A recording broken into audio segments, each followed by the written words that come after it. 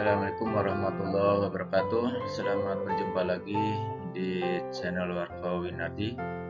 Mudah-mudahan kita selalu sehat walaupun sekarang negara kita masih pada masa pandemi COVID-19.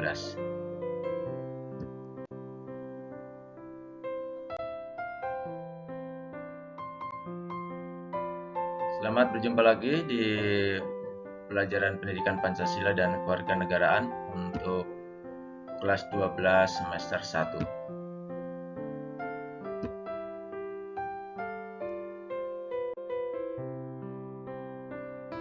Kita masih membicarakan tentang perlindungan dan penegakan hukum di Indonesia. Kemarin kita sudah menyampaikan 2 video. Ini berarti video yang ketiga tentang perlindungan dan penegakan hukum di Indonesia.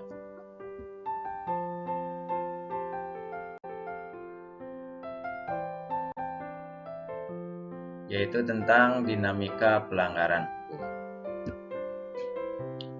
Anda tentunya pernah mendengar peristiwa pembunuhan dan juga perampokan yang terjadi di suatu daerah. Atau juga tentunya pernah melihat di televisi seorang pejabat negara ditangkap karena melakukan korupsi. Nah, pembunuhan, perampokan, korupsi itu merupakan contoh dari pelanggaran hukum. Dan tentunya masih banyak contoh-contoh pelanggaran hukum yang lain. Nah, pertanyaannya, apa sebenarnya pelanggaran hukum itu dan mengapa orang melakukan pelanggaran hukum? Itu semua akan kita bahas dalam paparan materi berikut.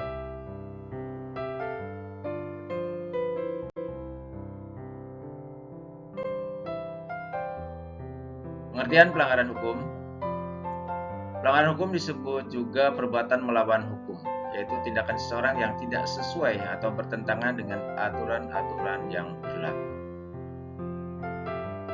Dengan kata lain, pelanggaran hukum itu merupakan pengingkaran terhadap kewajiban-kewajiban yang telah ditetapkan oleh peraturan atau hukum yang berlaku. Jadi kalau ada seseorang yang sikap dan tingkah lakunya tidak sesuai dengan hukum yang berlaku, berarti dia telah mengingkari kewajiban. Dengan kata lain, berarti dia telah melakukan pelanggaran hukum.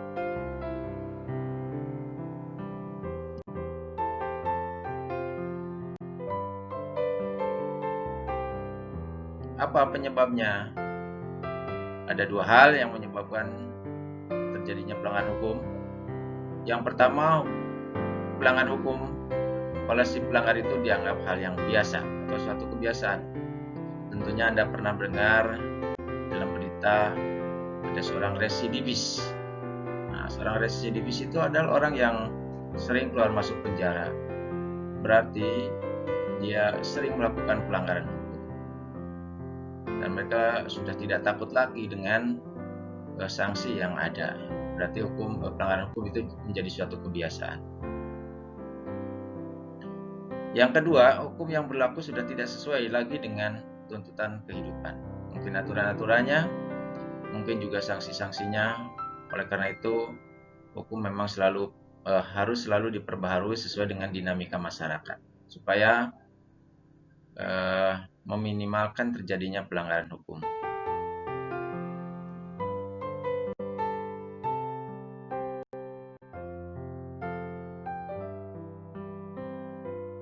Supaya seseorang atau masyarakat tidak mau melakukan pelanggaran hukum, maka hukum itu perlu dilengkapi dengan sanksi. Ada macam-macam sanksi atas pelanggaran hukum, ini sesuai dengan norma yang ada di Indonesia. Di Indonesia ada 4 macam norma. Yang pertama, norma agama, yaitu petunjuk hidup yang bersumber dari Tuhan yang disampaikan melalui utusannya atau Rasul, yang berisi perintah dan larangan. Contohnya beribadah, tidak berjudi, suka beramal. Sanksinya tidak terasa langsung oleh manusia, tapi nanti pasti akan didapatkan di hari kemudian atau di hari akhirat setelah dia meninggal dunia. Oleh karena itu, tentunya kita harus menjauhi perbuatan-perbuatan yang bertentangan dengan norma agama. Yang kedua, norma kesusilaan, yaitu pedoman pergaulan hidup yang bersumber dari hati nurani manusia tentang baik buruknya suatu perbuatan. Contoh, berlaku jujur, menghargai orang lain, karena memang sumber dari norma kesusilaan ini adalah hati nurani, dan hati nurani itu tidak pernah bohong, selalu jujur.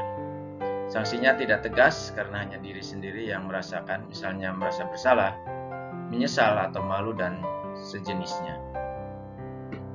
Yang ketiga, norma kesopanan atau norma kebiasaan, yaitu pedoman hidup yang timbul dari hasil pergaulan manusia di dalam masyarakat. Contoh, menghormati orang yang lebih tua, tidak berkata kasar, dan ini sanksinya pun tidak tegas, tapi juga dapat diberikan oleh masyarakat, misalnya dalam bentuk celaan, cemoohan, atau pengucilan dalam pergaulan. Nah, tentunya kita juga ini tidak mau, oleh karena itu juga kita harus selalu menjaga norma kesopanan. Dan yang keempat, ini norma hukum adalah norma atau aturan yang dibuat oleh lembaga yang berwenang, yang tujuannya adalah untuk mengatur manusia dalam kehidupan berbangsa dan bernegara. Ini berisi perintah, larangan, dan juga ancaman sanksi bagi pelanggarnya. Misalnya harus tertib, harus sesuai prosedur, dan sejenisnya. Sanksinya jelas, tegas, dan nyata, serta mengikat dan memaksa bagi setiap tanpa terkecuali bagi pelanggarnya.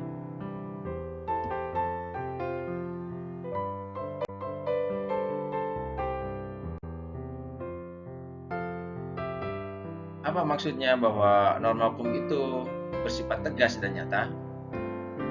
Hal ini bisa kita lihat dalam paparan berikut.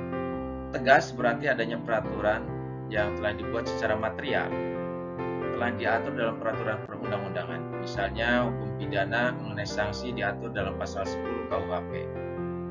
Dalam pasal tersebut ditegaskan bahwa sanksi pidana berbentuk hukuman yang mencakup yang pertama, hukuman pokok, ini terdiri atas hukuman mati. Kalau di Indonesia untuk hukuman mati itu ditembak oleh regu tembak. Kemudian hukuman penjara, ini ada dua macam, yaitu hukuman penjara seumur hidup dan hukuman penjara sementara waktu. Hukuman sementara waktu setinggi-tingginya 20 tahun dan sekurang-kurangnya 1 tahun. Yang kedua, hukuman tambahan, itu yang terdiri dari pencabutan hak-hak tertentu, karena jelas orang yang dipidana itu akan berkurang hak-haknya. Yang kedua, perampasan atau penyitaan barang-barang tertentu. Biasanya ini barang-barang yang terkait dengan tindak pidana atau kejahatannya. Dan yang ketiga, pengumuman keputusan hakim. Ini merupakan subterapi pada terpidana supaya tidak mengulangi perbuatannya lagi.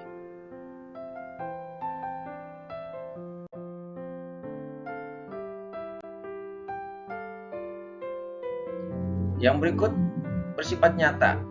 Apa maksudnya? Nyata berarti adanya aturan yang secara material telah ditetapkan kadar hukuman berdasarkan perbuatan yang dilanggarnya. Kadarnya itu jelas. Misal, pasal 338 KUHP menyebutkan, barang siapa sengaja merampas nyawa orang lain diancam karena pembunuhan dengan pidana penjara paling lama 15 tahun. Nah, ini jadi kadarnya jelas 15 tahun ya bagi pembunuh.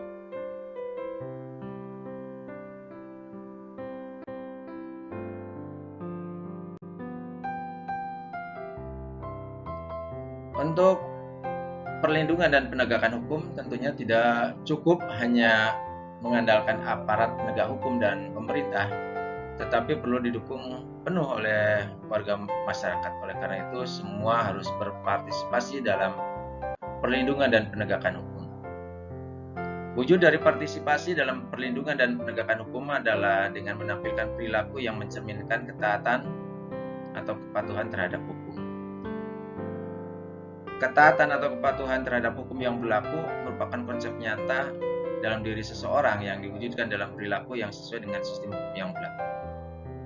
Tingkat kepatuhan hukum yang diperlihatkan seorang warga negara secara langsung menunjukkan tingkat kesadaran hukum yang dimilikinya. Jadi semakin taat seorang berarti semakin tinggi tingkat kesadaran, begitu juga sebaliknya.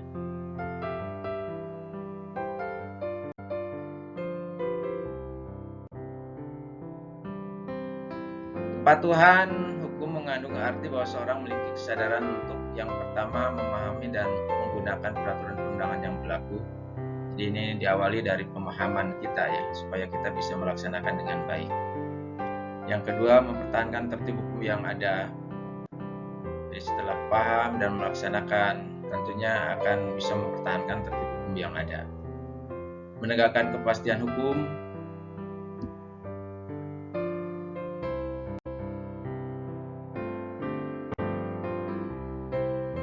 Adapun ciri-ciri orang yang berperilaku sesuai dengan hukum ini dapat dilihat dari perilakunya. Yang pertama, disenangi oleh masyarakat pada umumnya. Jelas orang yang taat, yang baik itu pasti akan disenangi oleh masyarakat. Begitu juga sebaliknya.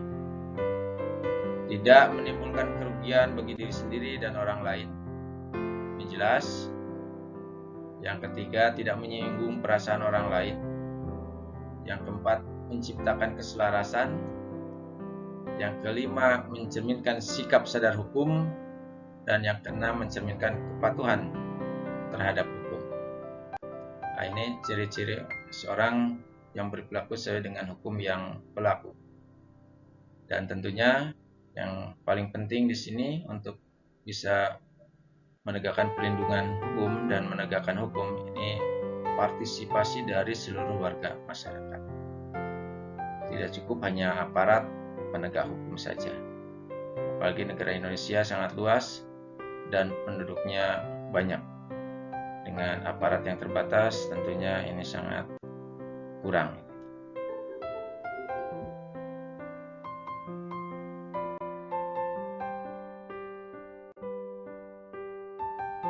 Demikian untuk pertemuan kali ini. Terima kasih atas perhatiannya, semoga bermanfaat. Jangan lupa untuk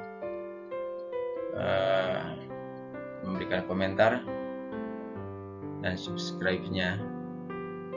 Dan sampai jumpa pada pertemuan yang akan datang. Semoga sukses dan sehat selalu. Wassalamualaikum warahmatullahi wabarakatuh.